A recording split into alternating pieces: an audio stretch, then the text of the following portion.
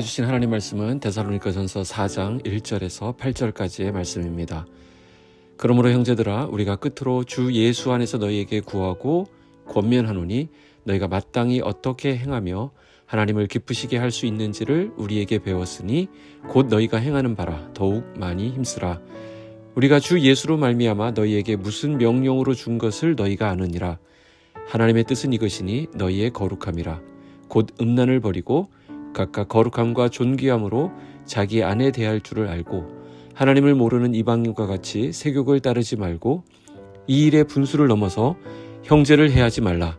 이는 우리가 너희에게 미리 말하고 증언한 것과 같이 이 모든 일에 주께서 신원하여 주심이라. 하나님이 우리를 부르심은 부정하게 하심이 아니요 거룩하게 하심이니 그러므로 저버리는 자는 사람을 저버림이 아니요 너희에게 그의 성령을 주신 하나님을 저버림이니라. 아멘. 할렐루야. 복된 아침입니다. 오늘 하루도 저와 여러분의 삶 가운데 하나님의 은혜와 평강이 함께 하시기를 기도합니다. 오늘 여러분이 내리는 모든 결정은 하나님을 기쁘시게 하는 결정이기를 축복합니다. 그리고 또한 그 결정이 모두를 살리고 복되게 하는 그런 일들과 결정이 되기를 기도합니다. 데살로니가전서 말씀을 새벽마다 살피고 있습니다. 데살로니가전서는 모두 5장으로 되어 있죠. 자, 우리는 이것을 두 부분으로 나눠볼 수 있습니다. 1장에서 3장 그리고 4장에서 5장입니다.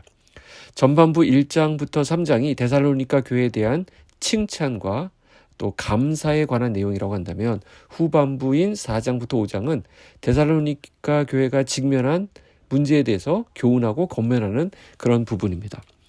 1절 상반절에 보시면 그러므로 형제들아 우리가 끝으로 주 예수 안에서 너희에게 구하고 권면하노니 그랬습니다.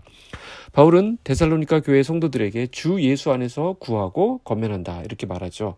바울은 자기의 뜻을 전하기 위해서가 아니라 1절 하반부에 나와 있는 것처럼 하나님을 기쁘시게 하기 위해서 이런 일을 하고 있는 것입니다.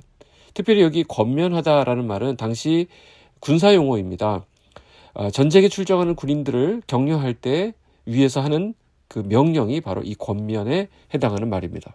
군대에서는 지시사항을 수시로 전달하죠. 특히 위험한 전쟁터에 나가는 군인들에게 그 지켜야 될 내용들을 얼마나 많이 여러 번 강조하겠습니까? 왜냐하면 그 내용은 곧바로 생사의 문제와 연결되기 때문입니다. 우리의 삶의 현장도 만만치 않게 치열합니다. 우리 모두에게 일상의 삶의 현장은 일종의 영적인 전쟁터와 같습니다. 그래서 이 말씀은 우리를 향하여 말씀하시는 하나님의 권면이 되는 것입니다. 자, 그 내용이 무엇입니까? 1절 하반절에 보시면 너희가 마땅히 어떻게 행하며 하나님을 기쁘시게 할 수 있는지를 우리에게 배웠으니 곧 너희가 행하는 바라 더욱 많이 힘쓰라. 자, 하나님을 기쁘시게 할 수 있는 방법에 대해서 이미 너희가 배웠다라고 말합니다. 그러니까 바울이 지금 하고 있는 이 말은 처음 하는 말이 아니라는 것입니다. 처음부터 계속 반복적으로 해온 말입니다. 무슨 말이죠? 우리가 복음의 내용을 잘 몰라서 그렇게 살지 못하는 경우는 거의 없습니다.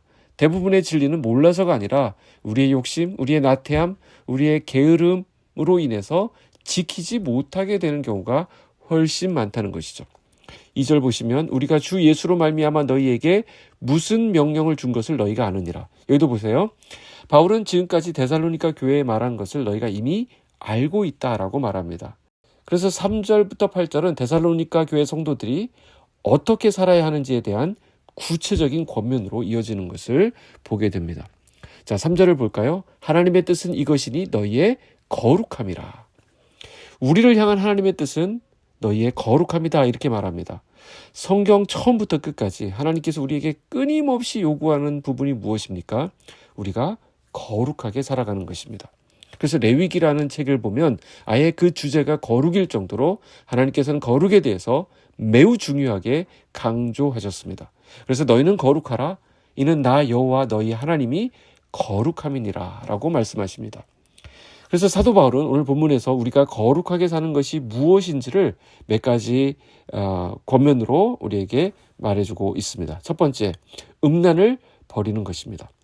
이 당시 사람들, 특히 남자들은 성에 관한 굉장히 무분별한 아주 방종한 그런 모습을 보여주었습니다. 그리고는 그것이 지극히 당연하고 자연스러운 일이라고 생각을 했다는 것입니다. 그래서 성을 사고 파는 것도 매우 일상적인 일이었다라는 것이죠. 그러니까 고린도 지역에 수호신이 있는데 이제 미와 사랑의 여신이라고 불리는 아프로디테, 비너스라고 하는 수호신이 있는데 이 신전에는 여사제들이 여러 명 있으면서 그 여인들이 밤이 되면 도시로 내려가서 매춘 행위를 했습니다. 이런 모습들은 다른 도시들도 크게 다르지 않아서 이런 모습이 퍼져 있었기 때문에 그런 시대 가운데 바울은 너희는 음란을 버리라 라고 말합니다. 따라가지 말라는 것이죠. 그러면서 4절에 뭐라고 얘기합니까? 각각 거룩함과 존귀함으로 자기 안에 대할 줄을 알고. 자, 두 번째로 뭐라고 얘기하는 것입니까? 하나님의 뜻인 거룩함으로 산다라고 하는 것은 거룩함과 존귀함으로 자기 아내를 대하는 것입니다. 자, 그런데 여러분 성경에 혹시 자기의 아내 대할 줄을 알고 라고 하는 부분 앞에 숫자 1이 기록되어 있을 것입니다. 그래서 그것은 밑에 각주를 보라는 얘기인데 그 밑에 내려가 보시면 자기 몸을 절제할 줄 알고 이렇게 되어 있습니다. 자, 무슨 말이죠? 거룩함과 존귀함으로 자기 아내를 대해야 하는 것은 당연한 것인데 그것은 곧 무슨 말이냐? 거룩함과 존귀함으로 자기의 몸을 절제해야 된다라는 말이 되는 것입니다. 자기의 배우자를 존중하지 않는 사람이 자신을 존중할 수 없는 것이죠. 또한 역으로 이렇게 말할 수 있습니다. 자기를 바르게 존중하는 사람은 자신의 배우자도 존중할 수 있다라는 것이죠. 그 다음에 5절입니다. 하나님을 모르는 이방인과 같이 세욕을 따르지 말고. 세 번째로 하나님의 뜻인 거룩함으로 산다라고 하는 것은 이방인처럼 세욕을 따르지 않는 것입니다. 그리고 6절입니다. 이 일에 분수를 넘어서 형제를 해하지 말라. 네 번째입니다. 하나님의 뜻인 거룩함으로 산다라고 하는 것은 분수를 넘어서 형제 자매를 해치지 않는 것입니다. 즉 요즘 말로 하면 선 넘지 않는 것입니다. 거룩에 대한 새로운 개념이 아닐 수 없습니다. 즉 거룩이 무엇입니까? 분수를 넘지 않는 것입니다. 선을 지키는 것입니다. 그래서 이것은 다른 사람을 살리는 것이 될 뿐만 아니라 이것은 자기 자신을 지키는 일도 되는 것입니다. 선을 넘지 않는 것이요. 그래서 바울은 다시 한번 거룩을 강조하는데 7절에 보시면 하나님이 우리를 부르심은 부정하게 하심이 아니요 거룩하게 하심이니 라고 말씀합니다.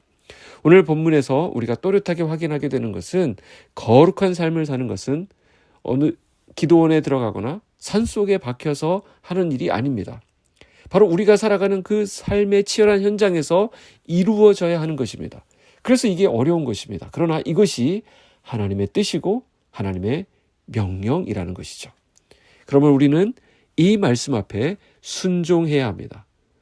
오늘 이 아침 결단하시기 바랍니다. 오늘 하루 거룩하십시오.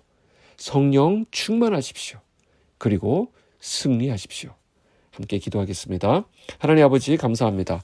오늘 이 말씀 통하여 하나님 아버지의 분명한 뜻을 우리에게 알려주시니 감사합니다. 우리가 이 악하고 음란한 세상 가운데 거룩한 하나님의 자녀로 살아가기 원하시는 주님, 우리가 오늘 들었던 이 말씀, 우리가 읽었던 그 말씀대로 살아갈 수 있도록 우리에게 믿음의 용기를 허락하여 주시옵소서. 그리하여 세상의 가치를 따르지 않고 선 넘어가지 않도록 우리를 붙들어 주시옵소서. 우리의 진정한 힘은 우리가 거룩하게 구별된 삶을 살아가는 것임을 잊지 않도록 우리를 붙들어 주시옵소서. 예수님의 이름으로 기도하옵나이다. 아멘.